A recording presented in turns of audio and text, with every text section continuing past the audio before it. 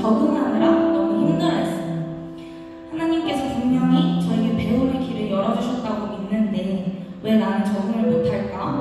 왜 나는 그럴까? 되게 많이 고민도 하고 답답해하면서 이 길이 맞나요? 매번 물으면서 기도하면서 이렇게 하나길을 살았던 것 같아요. 그렇게 기도하면서 살다가 뒤돌아보니까 제가 저의 걱정과 염려에 사로잡혀서 그 적응해야 하는 내가 한 발짝 나아가는 그분 앞에 제가 나아가지 못하고 시작도 안 하려고 하고 있더라고요. 그래서 그런 저를 보면서 학교를 갈 때마다 기도하고 하루하루를 보냈습니다.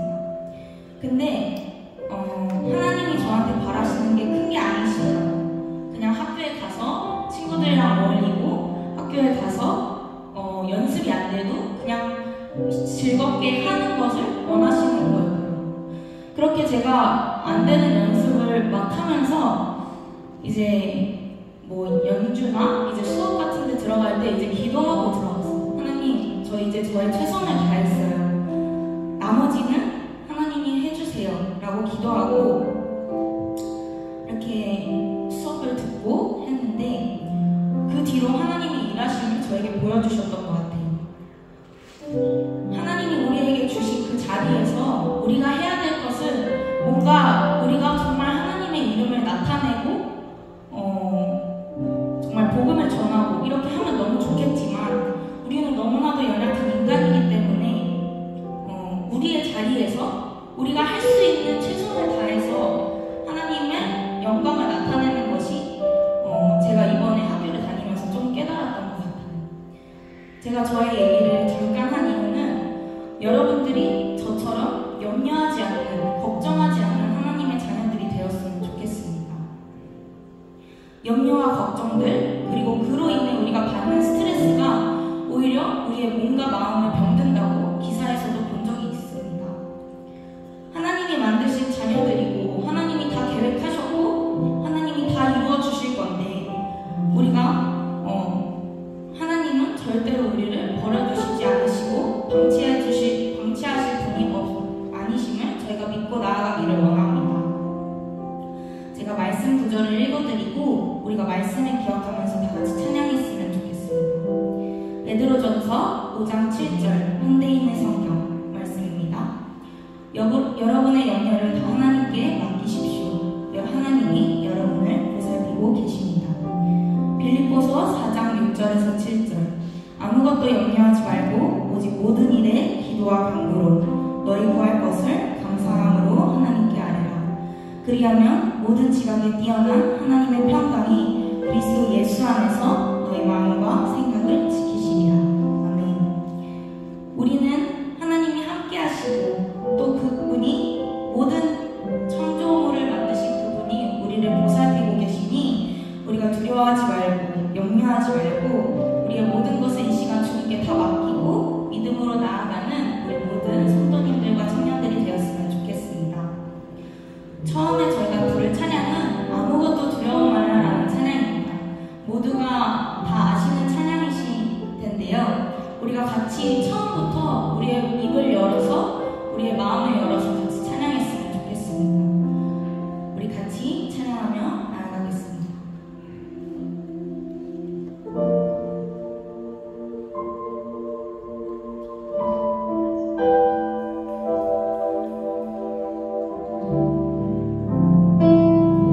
우리의 목소리로 고백합시다. 아무것도 두려워 말라.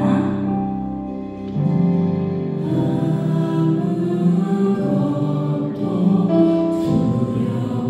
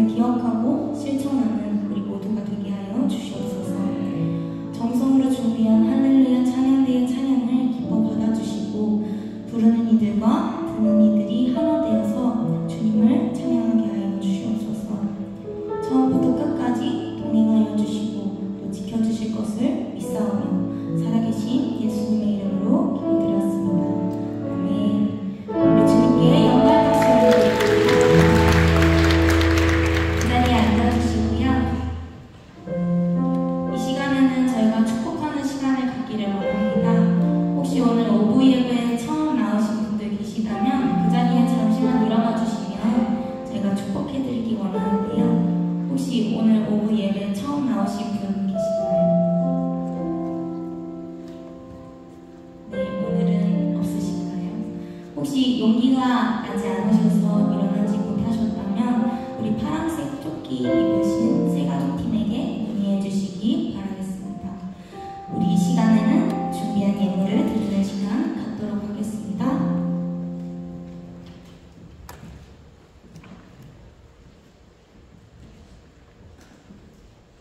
기도드리시겠습니다. 사랑이 많으신 하나님 아버지, 저희 한 사람 한 사람 이 자리 가운데 불러주셔서 주님께 예배드리고 주님 이 시간 주님을 만날 수 있는 기회 주시네 감사합니다. 주님 저희 한 주간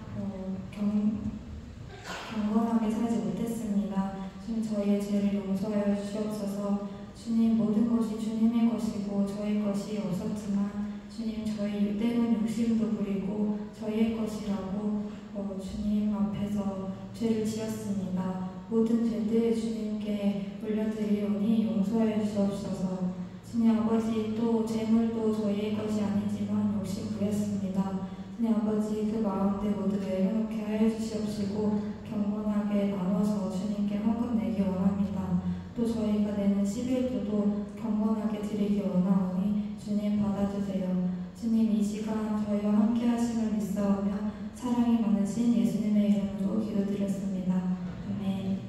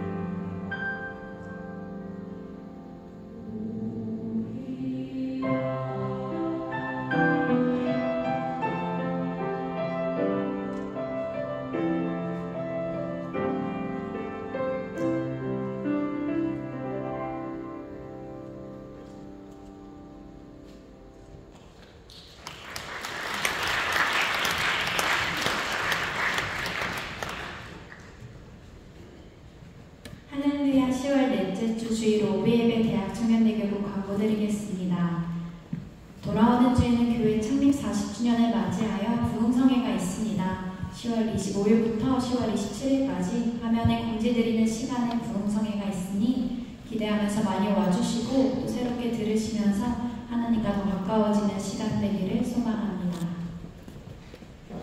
유학생 선교 봉사자를 모집합니다. 봉사는 10월 28일 토요일 오후 1시에 유학생 선교센터에서 진행될 예정입니다. 유학생 선교 봉사에 마음이 있으신 분들은 각 구역장님들께 신청 부탁드립니다.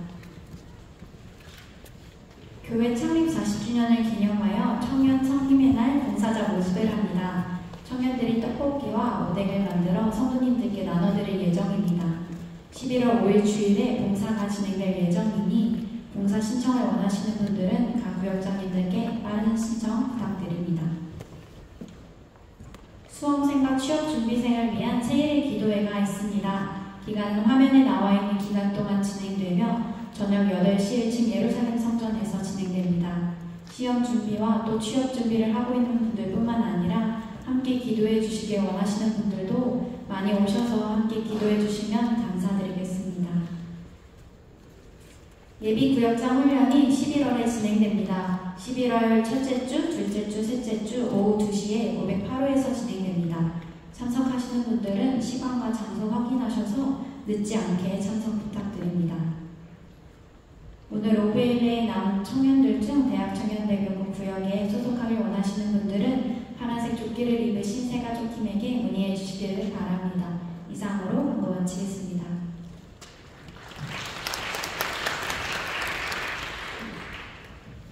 오늘 함께 읽으실 하나님의 말씀은 사도행전 1장 1절에서 3절 말씀입니다. 데오빌로여, 내가 먼저 쓴 글에는 무릇 예수의 행하시며 가르치시기를 시작하심부터 그의 택하신 사도들에게 성령으로 명하시고 승천하신 날까지의 일을 기록하였노라. 해 받으신 후에 또한 저희에게 확실한 많은 증거로 친히 사심을 나타내사 40일 동안 저희에게 보이시며 하나님 나라의 일을 말씀하시니라. 아멘. 할렐루야. 오늘도 좋은 날입니다. 우리 좌우 사랑하고 인사하실 때에 하나님이 당신을 사랑하십니다 라고 인사하겠습니다. 우리 하나님께서 우리를 너무나 사랑하여 주셔서 이처럼 우리를 기억하시고 이 예배 자리로 부르셔서 그 초청하심에 여러분들 또 이 자리에 나와 함께 은혜를 드린 줄 믿습니다. 오늘 또 하나님 주신 그 말씀과 또 찬양 가운데 또 기도하는 가운데 역사하시는 그 성령의 은혜를 마음껏 누리시길 바라겠습니다. 말씀 나누기 전에 잠깐 광고할 것은요, 두 가지가 있습니다. 첫 번째는 우리 부흥소매가 이렇게 준비되어져 있습니다. 이번 주 수요일부터 진행이 되어지는데요. 저녁 7시 반 그리고 오전에는 10시 반입니다. 3일간 진행되어지는 부흥 사경회식으로 부흥회 우리 교회에서 또 진행이 되어지는데요. 특별히 또 김진홍 목사님 오셔서 귀한 말씀을 증거하십니다. 우리 사랑하는 청년들 오셔서 은혜를 누리시고 또 하나님 주신 말씀 속에 깨닫는 지혜 그리고 주시는 응답을 마음껏 누렸으면 좋겠습니다. 그래서 잊지 마시고요. 3일간 좀 작정하시고 오전에는 못 나온다 할지라도 저녁에는 다시 나오셔서 예배했으면 좋겠습니다. 아셨죠? 오시길 바랍니다. 잔치 자리를 우리가 펼쳐놨는데 아무도 오지 않는다면 이것만큼 민망한 일은 없는 거예요. 그렇죠? 그래서 우리 청년들이 나오셔서 같이 예배했으면 좋겠고요. 그리고 오늘 귀한 찬양해 주신 우리 찬양대 날마다 수고해 주셔서 너무나 감사한데요. 이 찬양대의 자리는요, 천사도 흠모할 만한 아주 귀한 자리입니다. 그런데 약간 좀 부족한 부분들이 있죠. 우리 남성, 우리 대원들이 조금 없습니다. 우리 형제들이 없어요. 그런데도 이렇게 아름답게 찬양할 수 있다는 것은 기적입니다. 굉장한 실력이죠. 하나님의 은혜입니다. 하지만 우리 청년들 중에서 또 이렇게 찬양으로서 찬양대에 함께하면서 하나님 앞에 영광 돌리고자 하는 우리 지체들이 있다라면, 마음에 감동이 있다라면 감동이 왔을 때 이게 뭐지? 라고만 생각하지 마시고요. 저에게 오셔서 목사님 찬양대 한번 해보고 싶습니다. 하나님 앞에 찬양하길 원합니다. 말씀해 주셔서 우리 같이 은혜를 누렸으면 좋겠습니다. 저 잘했죠? 네, 사람들하고 약속했거든요. 여튼 우리 지체들 꼭 오셔서 우리 찬양대 귀한 찬양 속에 함께 해주시길 바라겠습니다. 오늘도 우리 귀한 친구들이 보이는데요. 또 군대 갔다가 또 이렇게 휴가를 맞이해서 첫 휴가인 것 같기도 하고 두 번째 휴가인 것 같기도 하고 우리 두 청년들이 왔습니다. 반갑고요. 예. 멀리 떨어져서 또 우리 지방에서 대학 생활하는 우리 지체들도 있을 텐데 멀리 떨어져서 신앙생활을 하다가 또 이렇게 인천에 올라오게 되어지면서 함께 예배할 수 있다는 것은 굉장한 결단이고 은혜입니다. 저들의 삶 속에 또 하나님의 인도하심과 역사심이 날마다 넘쳐날 줄 믿습니다. 저는 오늘 공독해 주신 사도행전 1장 1절에서 3절 말씀을 근거로 해서 하나님의 나라는 어떻게 세워집니까? 이런 말씀의 제목을 가지고 함께 은혜를 나누겠습니다. 요즘 제 설교 제목이 항상 비슷하지 않습니까? 질문하고 답하는 형식으로 계속 하고 있습니다. 오늘은 하나님의 나라에 대해서 좀 이야기하고 싶어요. 여러분, 오늘 우리가 보고 있는 이 사도행전은요, 예수 그리스도의 부활과 승천 이후에 최초 30년간 제자들과 사도들의 복음 전파 사역을 통해서 교회의 역사에 관한 기록들, 그것이 바로 사도행전이죠. 특별히 오늘 우리가 보고 있는 이 본문은요, 사도행전의 도입부입니다. 그래서 이 책이 어떤 방향으로 전개가 될 것인지를 우리에게 명확히 보여주고 있는데요. 특별히 오늘 본문 3절을 보게 되어지면 부활하신 예수님의 40일간의 행적을 한 구절로 압축해 놓았는데 뭐라고 이야기하고 있느냐? 바로 예수님께서 40일 동안 하나님 나라의 일을 말씀하셨다라고 말하고 있습니다. 그러니까 40일간 예수님께서 얼마나 많은 말씀을 하셨는지 모르겠지만 그 모든 말씀의 핵심은 어디에 있다? 하나님 나라에 있다는 것입니다. 여러분, 우리가 가만히 생각해 보면 예수님의 생일 가운데 가장 중요한 사역은 하나님 나라를 전파하는 것이었습니다. 예수님께서 이 땅에 오심으로 이미 하나님의 나라는 도래하였고 예수님은 그 나라를 선포하셨다는 거예요. 그래서 누가복음 8장 1절을 보면 이렇게 나와 있습니다. 이후에 예수께서 각 성과 촌에 두루 다니시며 하나님의 나라를 반포하시며 그 복음을 전하실세 12 제자가 함께하였고 이렇게 말씀합니다. 이 땅 가운데 오신 예수님은요, 하나님의 나라를 선포하시고 하나님 나라의 그 복음을 가르치십니다. 그리고 하나님 나라를 위해서 제자들을 훈련하시죠. 예수님의 사역이라는 것은 온통 하나님의 나라였습니다. 그리고 이 땅에서의 마지막 사역도 그 나라의 일을 이렇게 말씀하셨다라는 것입니다. 여러분, 왜 예수님께서는 이렇게 하나님의 나라를 선포하셨을까요? 왜요? 우리 안에 이 하나님의 나라가 세워지기를 원하셨다는 거예요. 왜요? 하나님의 나라가 뭔데요, 도대체? 여러분, 하나님은 죄로 인해 고통받고 상처받고 또 세상의 염려와 걱정과 두려움과 불안함으로 살아가고 있는 우리에게 있어서 구원의 방편으로 예수 그리스도를 보내셨는데 그가 이 땅에 오심으로 하나님의 나라가 실현되었다는 거예요. 죽음을 이기심으로 이 땅에 하나님의 왕권, 그 나라가 완성되었다는 거죠. 그래서 빌립보서 2장 6절에서 11절을 보면 좀 긴 절이긴 하지만 우리가 같이 한번 읽어보겠습니다. 시작. 그는 근본 하나님의 본체시나 하나님과 공분됨을 취할 것으로 여기지 아니하시고 오히려 자기를 비어 종의 형체를 가져 사람들과 같이 되었고 사람의 모양으로 나타나셨음에 자기를 낮추시고 죽기까지 복종하셨으니 곧 십자가에 죽으십니다. 이러므로 하나님이 그를 지극히 높여 모든 이름 위에 뛰어난 이름을 주사 하늘에 있는 자들과 땅에 있는 자들과 땅 아래에 있는 자들로 모든 무릎을 예수의 이름에 꿇게 하시고 모든 입으로 예수 그리스도를 주라 시인하여 하나님 아버지께 영광을 돌리게 하셨느니라. 아멘. 보세요. 예수님께서 십자가에 죽으심으로 하나님은 그를 지극히 높여 모든 이름 위에 주권자, 구원자로 우리의 주되심을 선포하시고 또 모든 만물의 창조주의 그 권위와 영광 앞에 굴복하게 하셨다는 거예요. 그것뿐입니까? 모든 입으로 그가 주이심을 찬양하고 고백하게 하셨다는 거예요. 그러니 내가 주를 신하여서 내 안에 하나님의 나라가 실현되어질 때에 어떤 일이 일어납니까? 이 예수 그리스도의 통치하심과 다스리심이 있게 되어지므로 더 이상 우리는 주의 종노릇하지 않게 되어진다는 거예요. 왜요? 모든 이름 위에 뛰어난 이름을 그에게 주셨기에, 그의 통치하심이 있기에 우리는 더 이상 종노릇하지 않아도 된다는 거예요.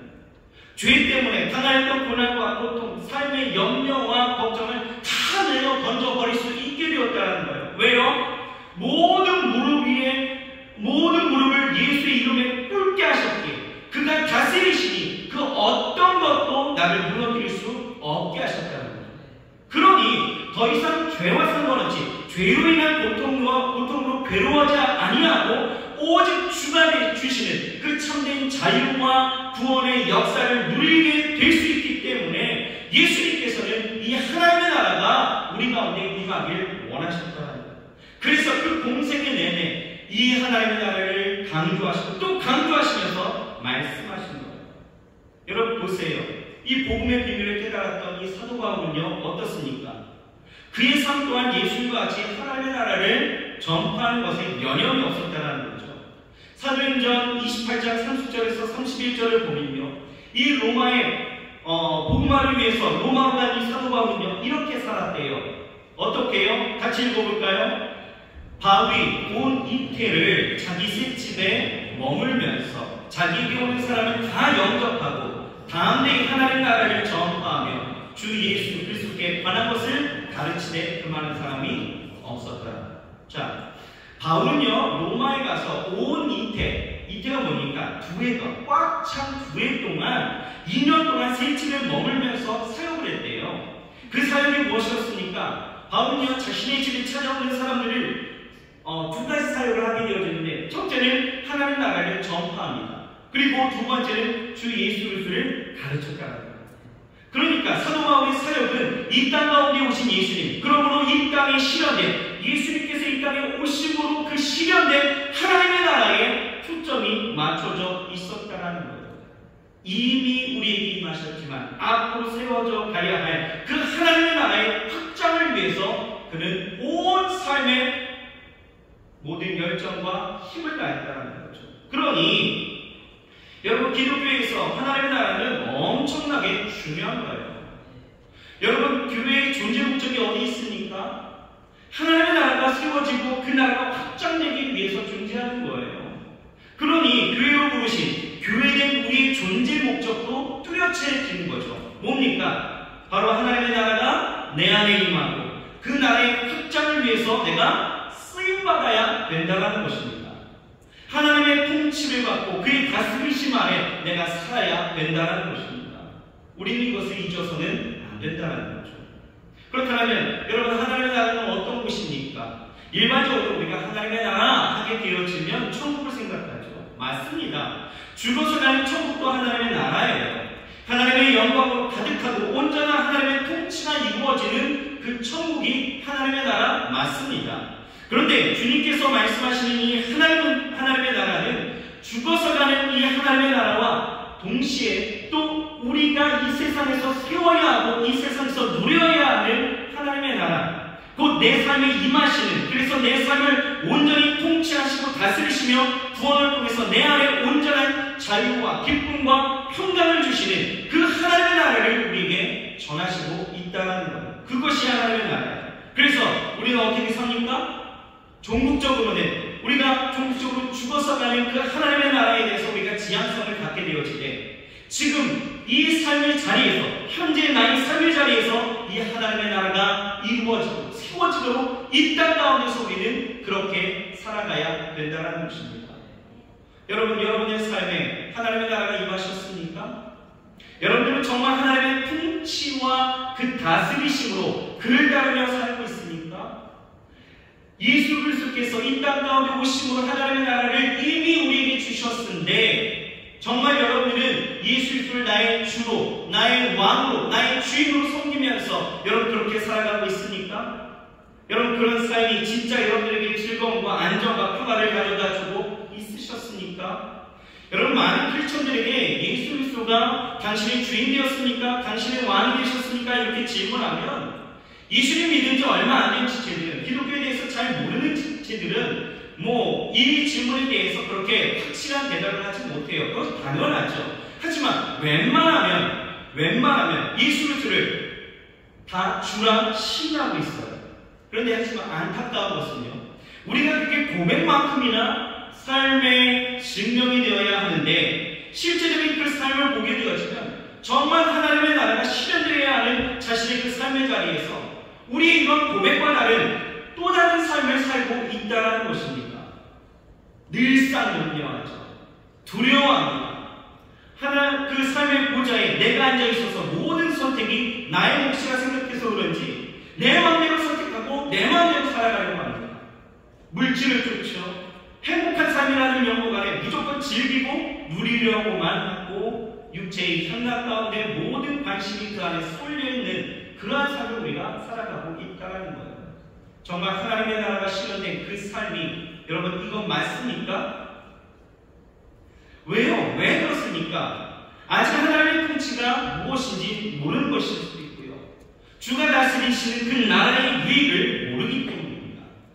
당장에 자신의 그 삶 가운데서 내가 하고 싶은 것, 내가 누리고 싶은 것, 내가 손해보지 않고 살고 싶은 그저 그냥 재미지게만 살고 싶어하는 우리의 욕구가 하나님의 나라가 내 삶 가운데 임하는 것을 막아버리고 있다는 것. 여러분 하나님은요 우리에게 이렇게 말씀하셔요. 뭐라고 말씀하시냐면 마태복음 6장 33절에 그런즉 너희는 먼저 그의 나라와 그의 의를 구하라. 그리하면 이 모든 것을 너희에게 더하시리라. 이 말씀을 잘 외우고 그렇죠? 알고 있는 말씀 아닙니까? 오늘 뭐라고 이야기합니까? 내가 먼저 하나님의 나라를 세우고 그분의 통치와 다스리심을 받으면 하나님은 이 모든 것을 우리에게 더하신다라고 지금 약속하시는 거예요. 이것이 하나님의 은혜인 거죠. 그런데 보세요. 우리는 어떻습니까? 이 약속, 하나님의 나라를 먼저 이루어야 된다는 그 통치하심과 그 다스리심 아래 살아야 된다는 우리의 그 욕구대로 살아가는 것이 아니라, 그 말씀대로 살아가는 것이 아니라 어떻게 살아가요? 내 삶의 방식과 내 삶이 정하여진 가치관에 따라서 살아가고 있다는 거예요. 보세요. 이미 경험하신 분들은 알 거예요. 여러분 하나님의 나라가 임하는 곳에는요 진정한 자유함이 있습니다. 아멘이신가요? 누려본 사람은 지금 아멘 할 수 있어요. 여러분 하나님의 나라가 있는, 하나님의 나라의 그 임재하심을 느끼는 사람들은요, 그 통치하심 아래, 그 다스리심 아래 있는 사람들은요 하나님의 의와 평강과 희락을 누리게 되어집니다. 하나님의 그 생명의 풍성함을 누리게 되어지는 거예요.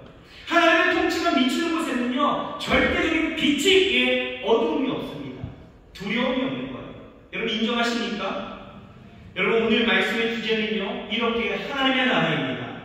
하나님의 나라는 내 안에 그리고 내 삶의 자리에 온전히 이렇게 세워져야 된다는 거예요. 그래서 오늘 이 하나님의 나라가 어떻게 세워지는가에 대해서 우리가 살펴볼 건데요. 특히 오늘은요 이 사도행전 전체를 가지고 함께 하나님의 나라가 어떻게 세워지는지를 생각해보고자 합니다. 자, 그러면 하나님의 나라가 어떻게 세워집니까? 오늘 설교의 제목입니다.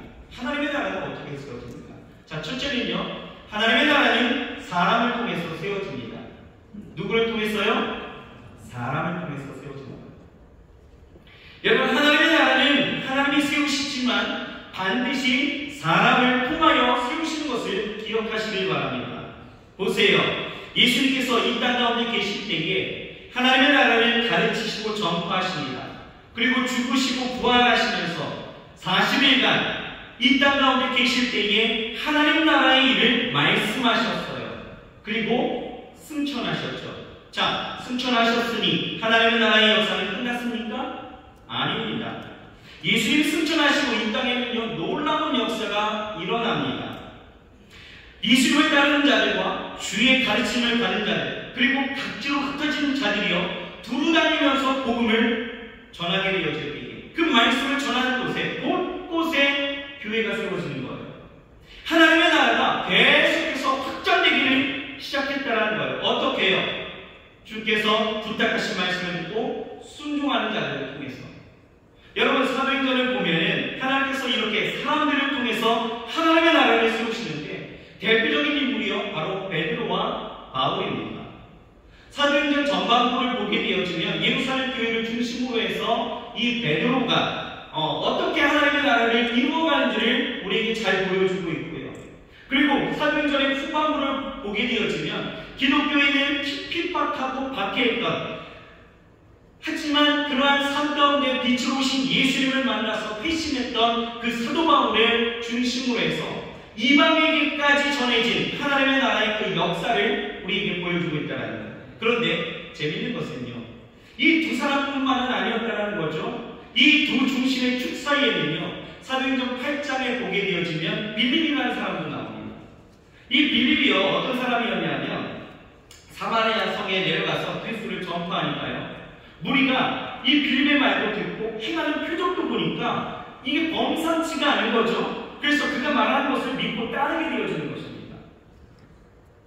그렇게 그곳에 하나님의 나라가 임하기 시작하니까요, 어떤 일들이 일어나느냐, 놀라운 일들이 일어나는 것이 많은 사람들이요, 많은 사람들에게 붙었던 귀신이 떠나가는 거예요. 큰 소리를 지르고 떠나갑니다.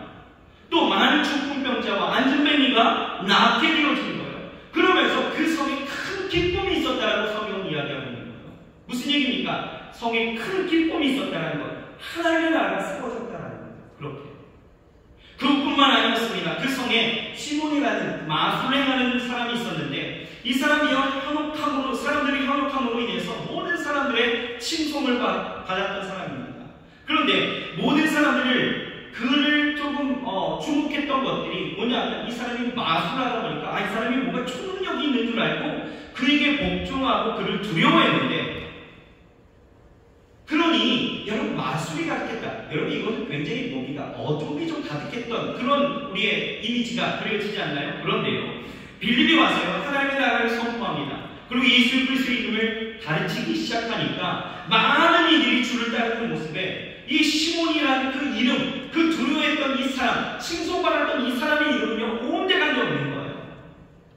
곳곳에 세례를 받고 주를 믿는 사람들이 가득하기 시작했다는 거죠. 무슨 얘기입니까? 빛이 맑아 어둠이 떠나갔다는 거예요. 무슨 얘기예요?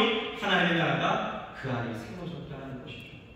이와 같이 하나님의 나라가 세워지는 데 있어서 하나님은요 사람을 통해서 일하시는데, 중요한 것은 주님은요 이 시대에 지금 오늘날 이 자리 가운데서 교회를 통해서 저와 여러분들을 통해서 이 땅에 하나님의 나라의 영역을 더욱더 확장하기를 원하신다는 사실이에요. 그것이 하나님의 마음입니다.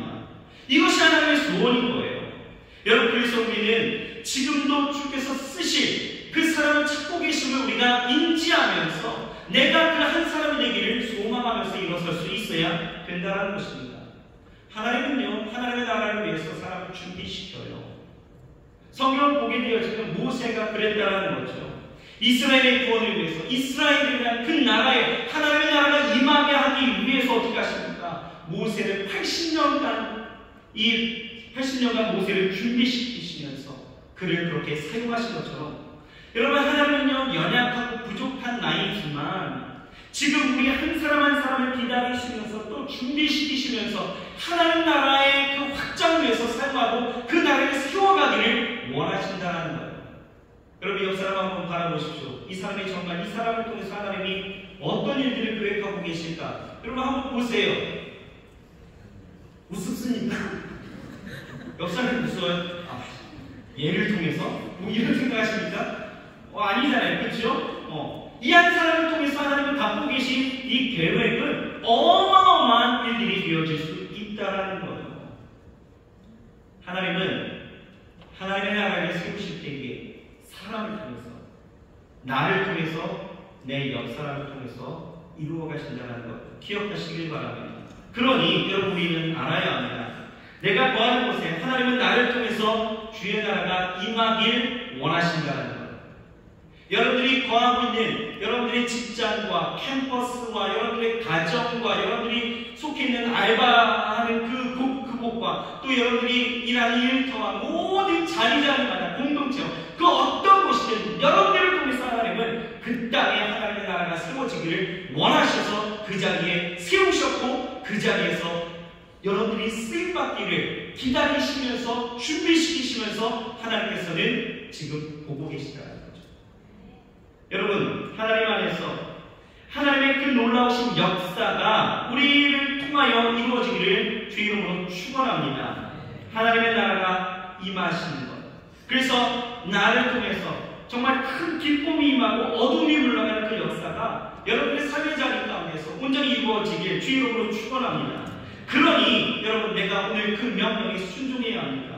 그 사명 감당하는 것, 이것이 하나님이 가장 기뻐하시는 일인 것을 우리가 깨닫고 하나님 앞에 온전히 나아가고, 또한 무엇보다도 이 모든 것들이 나를 통하여 하나님이 하나님의 나라를 세우신다라는 이 삶의 목적을 온전히 분명히 하고 나아갈 수 있는 저와 여러분들이 되어야 할 줄 믿습니다. 여러분, 저 옆 사람에게 인사해 주세요. 하나님은 당신을 통해서 일하길 원하십니다 라고 인사드렸습니다. 그런데 여러분, 하나님이 하나님의 나라를 나를 통해서 이루시지만 우리에게 있어서 절대적으로 필요한 것이 있다는 거예요. 무엇이 필요합니까? 첫 번째는 성령의 역사가 필요하다는 거예요. 성령의 역사. 여러분, 사도행전은 하나님의 나라라는 이 주제들로 가득 채워져 있습니다. 그런데 이 사도행전을 우리는 별칭으로 무엇으로 부르게 되어지느냐 하면 성령행전 이렇게 부르게 되어집니다. 왜냐하면 성령께서 믿음의 사람들을 통해서 그 사람들에게 역사하셔서 하나님의 나라를 세우는 것들을 우리가 보게 되어지죠. 그래서 이 사도행전을 성령행전 이렇게 이야기하기도 하는데요. 성령의 역사가 반드시 있어야 된다는 거예요. 보세요. 에스겔서 47장을 보게 되어지면 성전 동문으로부터 흐르는 이 생수의 강을 통하여서 이 생수의 강이 생수가 강을 이루고 바다까지 이렇게 흐르는 모습을 우리에게 보여주고 있죠. 이 생수가 흐르는 곳에 어떤 일들이 일어납니까? 고기가 살게 되어지죠. 쉼이 번창하게 됩니다. 그 물이 흐르는 곳에 열매가 맺어지고 나무가 사는 것, 심지어는 죽었던 바라도 살아나는 것을 보게 되어지죠. 이것이 우리에게 보여주는 메시지가 무엇입니까? 바로 하나님께서 성령의 역사로 인하여서 하나님의 나라가 그렇게 확장되어져 감을 우리에게 보여주고 있다는 것. 무슨 얘기입니까? 하나님의 나라가 이루어지기 위해서는 뭐가 필요하다? 성령의 역사가 필요하다는 것. 성령의 역사는 필수적인 요인이다라는 거죠. 여러분, 이 예언대로 유대인들에게만 머물렀던 이 복음이 이방에게로 세계로 확장되어지는 과정 가운데서 하나님은 사람을 통하여서 일하시는데 그게 누구입니까? 바로 사도 바울이었죠. 하나님은 이 바울을 통해서 각지에 선교하게 하시면서 수많은 사람들의 변화를 이끌어내고 또 곳곳에 교회를 세우게 하시면서 또 심지어는 철권 통치라고 이야기하는 그 로마까지도 철벽, 청성이라고 이야기하는 그 로마까지도 복음으로 무너뜨리는 그 놀라운 역사를 보이셨다는 거예요. 거기에 교회를 향한 하나님의 그 은혜를 베푸시면서 특별히 그의 서신을 통하여서 신약 성경의 절반이나 기록하게 되어지는 놀라운 은혜도 보이셨다는 거예요. 그런데 여기서 우리가 알아야 될 것은 무엇입니까? 바울의 이런 위대한 사역은 결코 그의 스펙에서 나왔던 일들은 아니었다는 거예요. 그의 능력이 이런 일들을 자행하게 하지 않았다는 거죠. 이 모든 일의 배후에 누가 계셨다? 성령의 역사가 있었다는 것입니다. 보세요. 이 바울의 선교의 시작부터가 성령의 역사였습니다. 사도행전 13장 2절을 보게 되어지면 이렇게 말씀하고 있어요. 같이 한번 읽어봅시다. 시작. 주를 섬겨 금식할 때에 성령이 가라사대 내가 불러 시키는 일을 위하여 바나바와 사울을 따로 세우라 하시니, 여기서 뭐라고 이야기하고 있어요? 성령님께서 이 안디옥 교회에게 지금 말씀하시는 거예요. 그 말씀의 내용이 뭡니까? 바나바와 사울, 곧 이 바울을 선교사로 보내라. 누가요? 성령께서. 여러분 13장 4절을 보겠습니다. 뭐라고 나와 있냐면 같이 한번 읽어볼까요? 두 사람이 성령의 보내심을 받아 실루기아에 내려가 거기서 배 타고 구브로에 가서, 누가 보내셨어요? 성령이. 안디옥 교회로부터 파송을 받았지만 그냥 간 건 아니었죠. 어떻게요? 성령의 보내심을 받아 나아갔다는 거예요. 이 외에도 이 사도행전을 탈탈 털어보면 이 성령의 역사하심과 말씀하심이 우리 안에 고스란히 드러나고 있다는 거예요. 성령님이 함께하여 주셔서 그로 전하는 모든 복음의 능력이 불과하지 마요. 그 전하는 모든 곳에 하나님의 역사가 놀랍게 나타나는 일들을 우리는 쉽게 발견할 수가 있는 것입니다.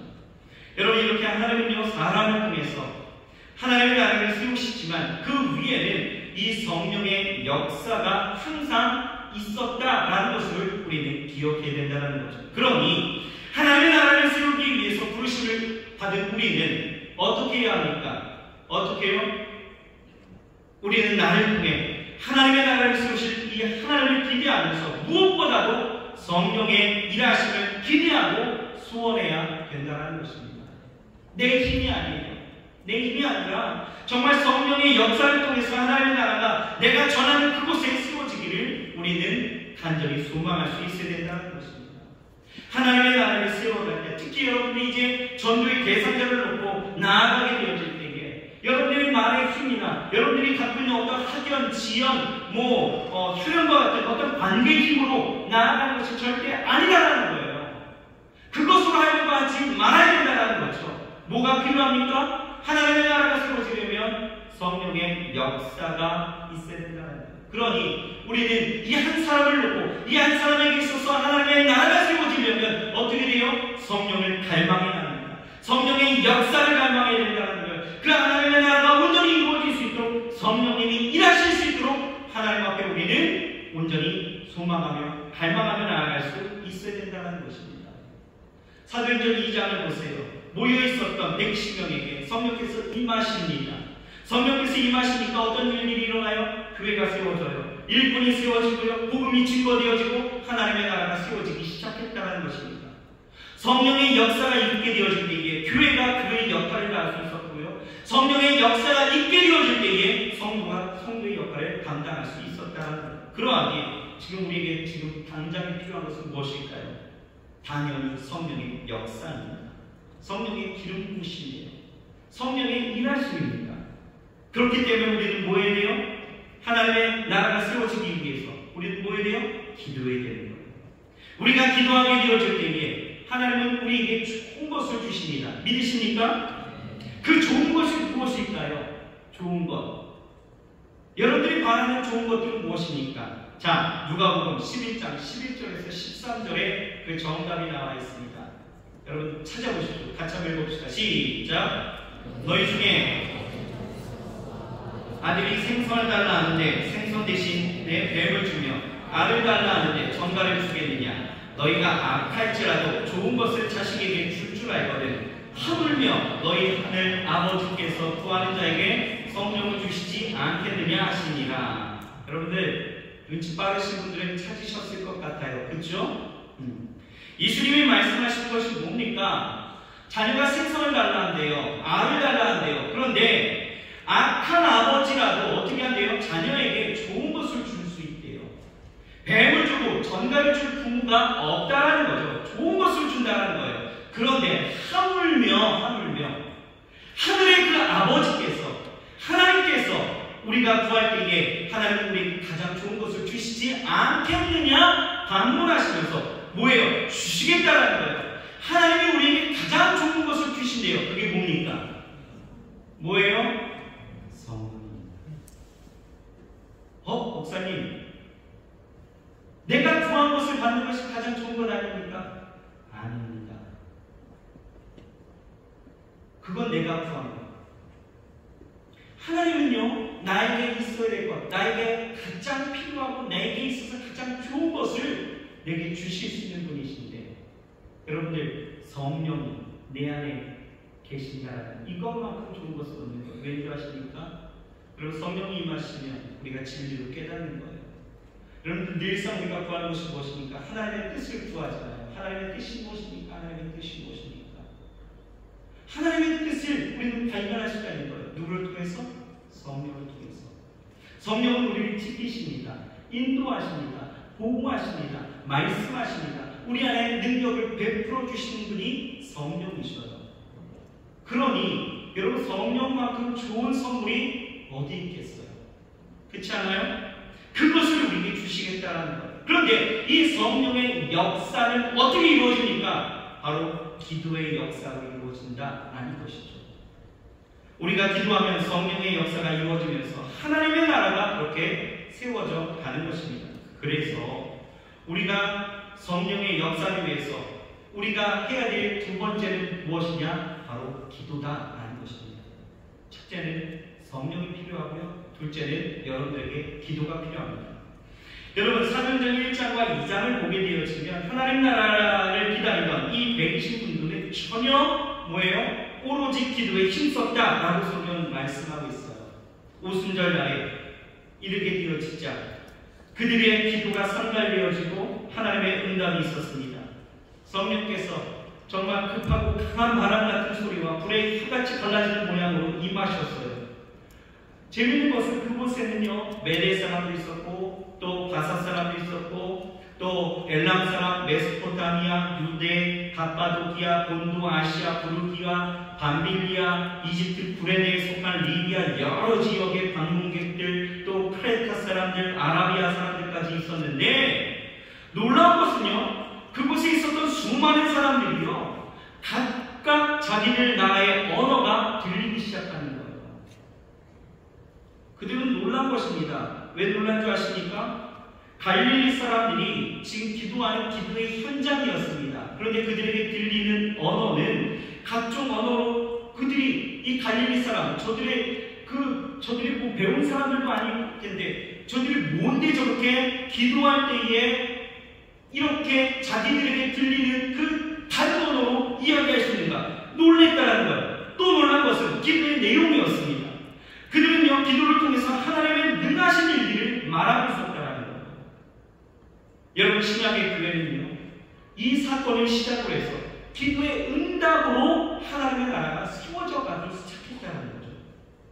여러분, 사도행전 16장을 보면 기도가 하나님 나라의 그 확장과 아주 깊은 관련이 있다는 것을 우리에게 말씀하고 있는데요.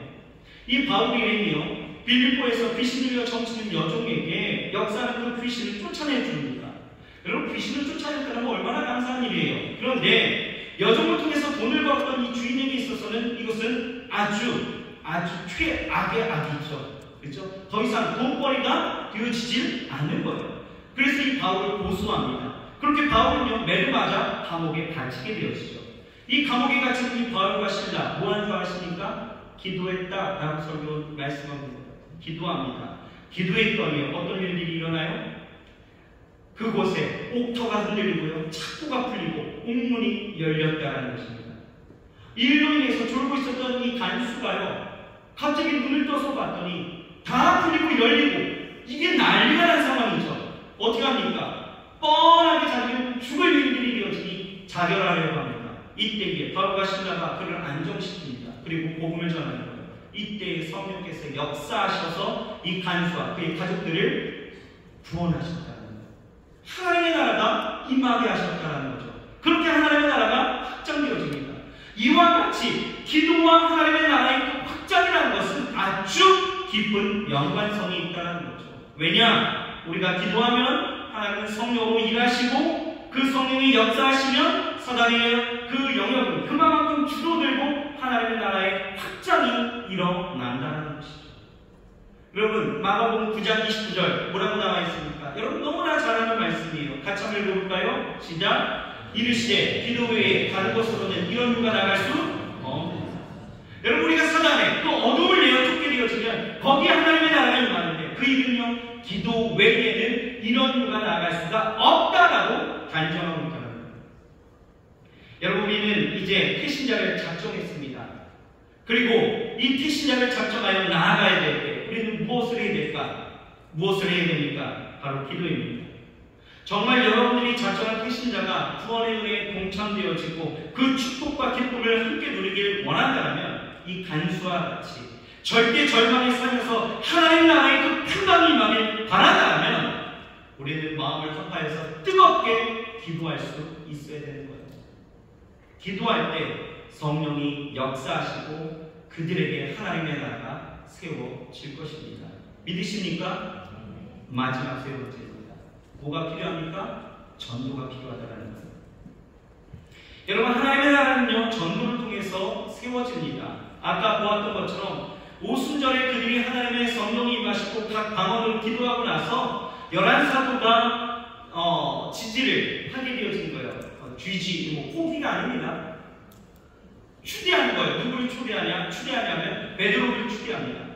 그러니까 이 베드로가요, 긴박하게 일어나고 굉장히 강한 어조로 말씀을 전하기 시작하는 거예요. 뭐라고 이야기하냐면, 여러분들이 우리를 미친 사람으로, 일부 사람들은 우리를 미친 사람처럼 여기겠지만, 술 취한 사람으로 여기겠지만, 보십시오.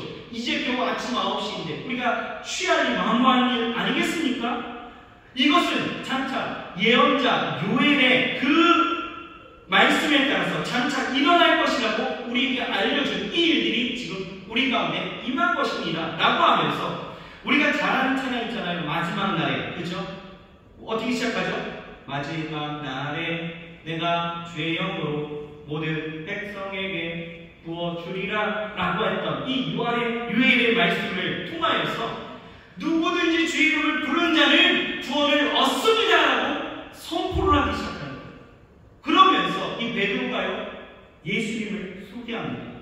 예수님이 누구인지, 그분이 왜 이 땅 가운데 오셨는지, 예언의 성취로 메시아로 오신 그분을 여러분들이 십자가에 못 박아 죽였다라고 이야기를 하면서, 하지만 여러분들은 그렇게 메시아 예수 그리스도를 죽였지만 하나님은 죽음의 밧줄을 푸시고 그를 다시 살리시면서 그 일에 대해서 우리가 증인되었고, 그렇게 승천하신 예수님이 지금 하나님의 우편 가운데 계시면서 우리에게 또 다른 곳에서 성령을 부어주셨다고, 지금 당신들은 그 일을 보고 인노라라고 전하는 것입니다.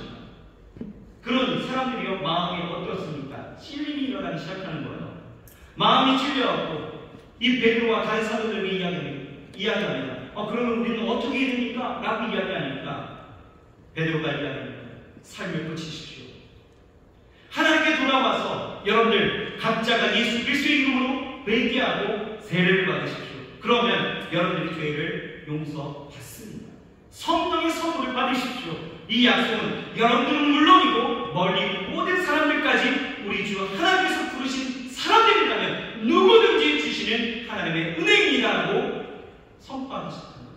그랬더니 이 말씀 앞에 어떤 일들이 일어납니까? 사도행전 2장 41절 42절 같이 한번 봅시다. 시작. 그 말을 받은 사람들은 세례를 받음에 그날의 제자의 수가 3,000이나 더하더라. 저희가 사도의 가르침을 받아 서로 교제하며 떡을 떼며 기도하기를 저녁히 했습니다. 그 말을 받은 사람들이 뭐 했어요? 세례를 받았대요. 그날의 제자의 수가 3,000이나 됐다. 어마어마한 역사 아니겠습니까? 전하였더니 하나님의 역사가 일어난 거예요. 하나님의 나라가 이루어진 것입니다. 자, 46절, 47절 연이어서 읽읍시다. 시작. 날마다 마음을 같이하여 성전에 모이기를 힘쓰고 집에서 떡을 떼며 기쁨과 순전한 마음으로 음식을 먹고 하나님을 찬미하며 또 온 백성에게 칭송을 받으니 주께서 구원받는 사람을 날마다 더하게 하십니다. 여러분, 전함으로 이렇게 그들에게 하나님의 나라가 세워진 것, 여러분 이 말씀 가운데 보이십니까? 이 상황이 여러분들 보이십니까? 여러분, 이게 얼마나 아름다운 모습이에요? 저는요, 이 초대교회 공동체, 하나님 나라가 세워진 이 공동체가요, 우리 대한청년대교구 이 공동체의 모습이길 소망합니다. 저는 이 구문을 볼 때마다 우리 공동체가 이렇게 되어지기를 소망하는 거예요. 서로의 피부를 채워주고 서로의 안위를 함께하며 기쁨과 순전한 것을 함께 나누고 떡을 떼며 함께 예배하며 교제하며 하나님 안에서 주의 이름을 찬미하는 이 아름다운 모습들, 여러분들 보이십니까? 여러분, 하나님의 나라가 이렇게 전하여짐으로 이루어졌다라는 거예요.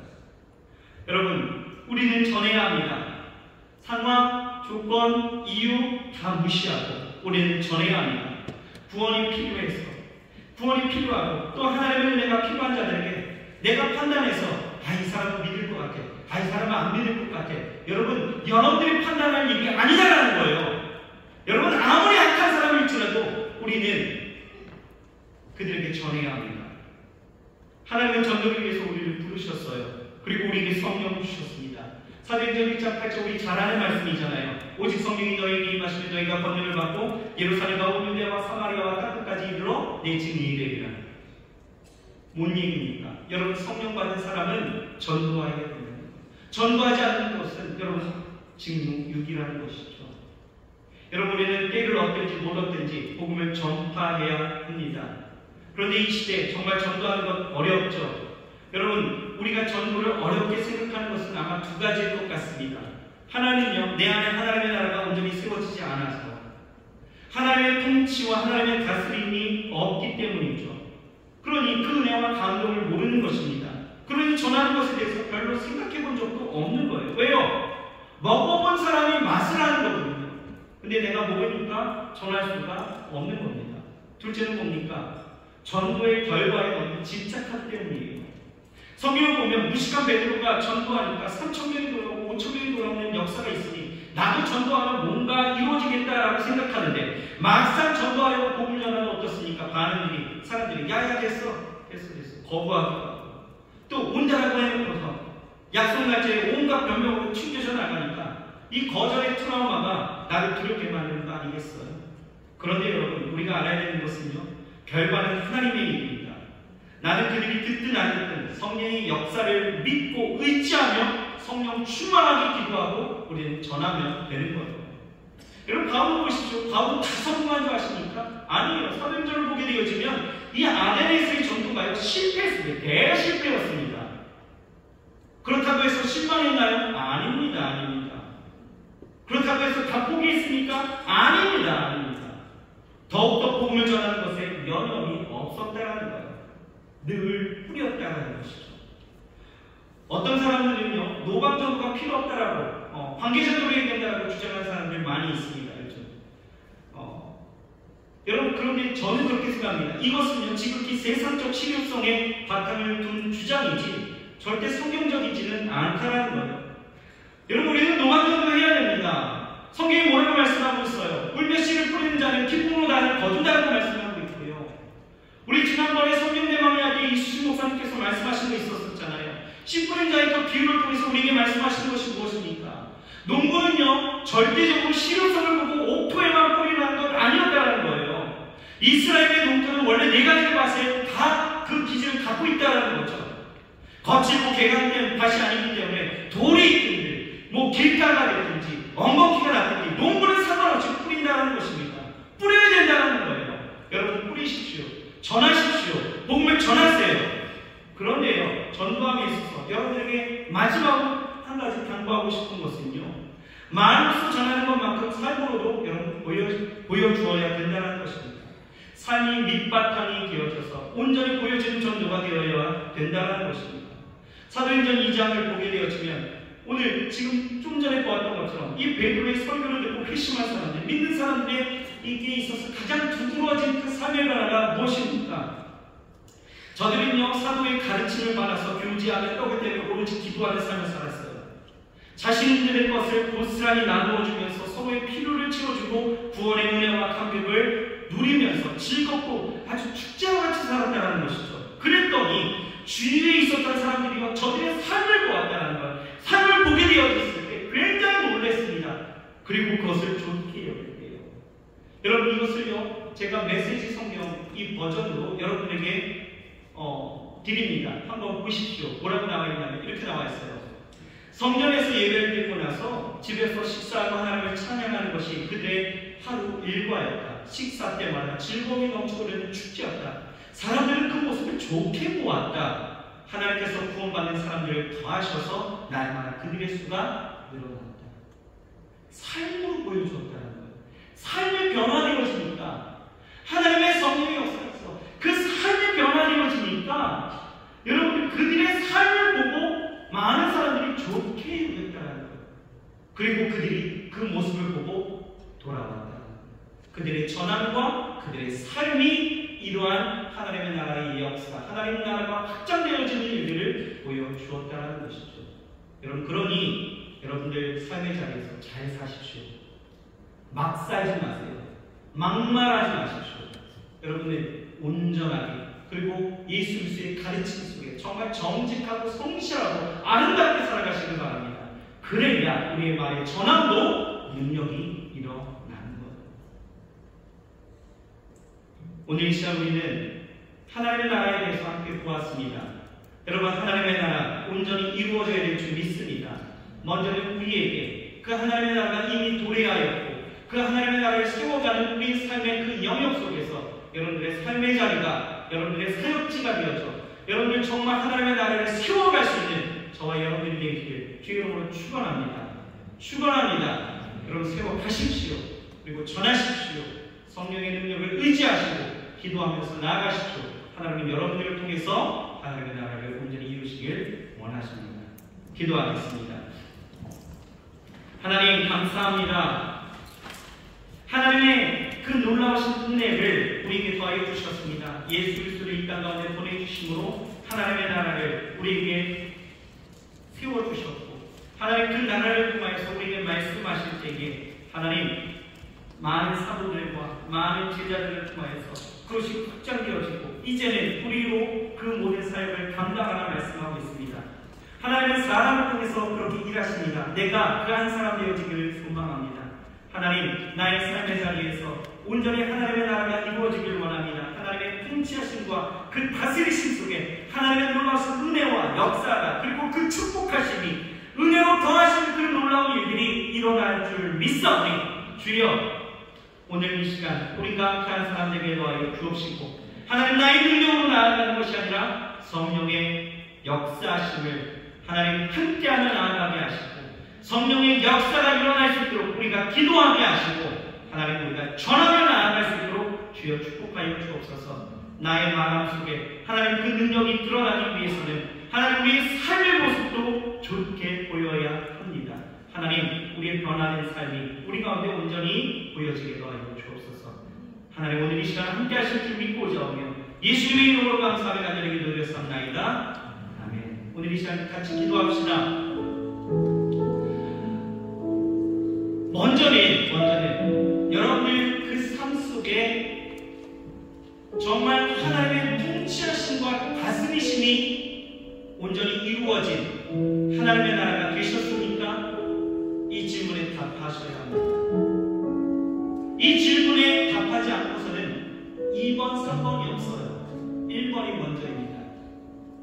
혹여는 하나님 내가 세상의 것에 세상이 원하는 삶에 세상을 누리는 것에 내가 집중하는 삶이었더라면 하나님 온전히 하나님의 나라가 내 안에 임하여서 먼저 그의 나라와 그의 의를 구하는 자에게 모든 것을 더하시는 그 하나님의 그 역사하심 정말 하나님을 맛보며 살아갈 수 있는 거룩한 삶이 되게 도와달라고 여러분 기도하십시오. 하나님의 나라가 내 안에 이루어진 사람들이 있으십니까? 그리고 하나님의 나라를 확장시켜야 된다는 그 사명을 여러분 내가 감당하기를 원하십니까? 그렇다면 오늘 기도하십시오. 여러분들이 구하는 곳에 하나님의 나라가 온전히 이루어질 수 있도록 나를 통해서 하나님의 나라가 온전히 이루어질 수 있도록 여러분 기도하십시오. 성령의 역사가 있도록 하나님 앞에 온전히 기도하고 또한 나의 전함을 통하여서 그 땅에 하나님의 나라의 역사가 그 나라가 온전히 세워지고 이루어질 수 있도록 그래서 내가 더하는 모든 곳에 하나님의 기쁨과 즐거움과 큰 은혜가 넘쳐날 수 있도록 하나님 함께 해달라고 그것이 캠퍼스가 되어졌든 직장이 되어졌든 혹여는 사업장이 되어졌든 여러분들 삶의 일터가 되어졌든 아르바이트하는 그 삶의 자리가 되어졌든 어디든 상관없습니다. 그곳에 하나님의 나라가 임하게 도와달라고 기도하십시오. 그리고 마지막으로는 여러분들이 돕고 기도하는 작정한 택신자들이 아마 있을 것입니다. 그들을 위해서 기도하십시오. 죽어가지 않고 그들에게 하나님의 나라가 임하여서 하나님이 통치하시는 거룩한 은혜가 임할 수 있도록 여러분 기도하십시오. 반드시 우리 이제 11월 19일 날 하는 불어서 살게하라 라고 하는 이 택신자 전도잔치에 반드시 하나님의 그 놀라운 성령의 역사가 일어나게 되어질 줄 믿습니다. 우리 말씀을 기억하시면서 우리 주여 세번 부르시고 우리 통성으로 기도하면서 나아가십시다.